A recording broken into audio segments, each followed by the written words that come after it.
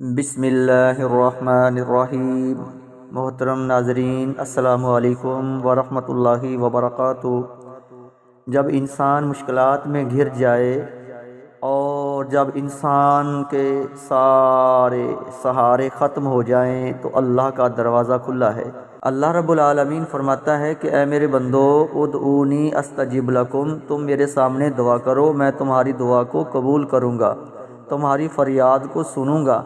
تو محترم ناظرین کرام، اس ویڈیو میں ہم آپ کو دو دعائیں ایسی بتائیں گے جو ہمارے پیارے نبی حضرت محمد صلی اللہ علیہ وآلہ وسلم پریشانی کے وقت پڑھا کرتے تھے۔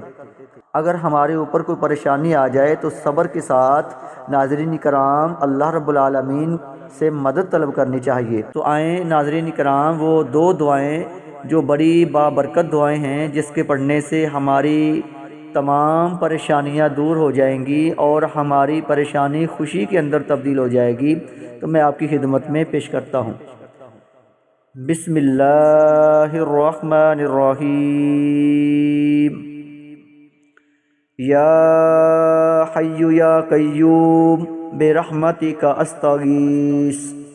ناظرین، رسول اللہ صلی اللہ علیہ وسلم پریشانی کے وقت اس دعا کو پڑھا کرتے تھے۔ دوسری دعا ہے اللہ اللہ ربی لا اشرک بہ شیئا۔ رسول اللہ صلی اللہ علیہ وسلم پریشانی کے وقت اس دعا کا ورد کیا کرتے تھے، تو ہم بھی ان دعاؤں کو پڑھیں تاکہ ہماری مشکل آسان ہو جائے۔ ملتے ہیں ناظرین کرام دوسری ویڈیو میں۔ اللہ ہماری حفاظت فرمائے۔ السلام علیکم ورحمۃ اللہ وبرکاتہ۔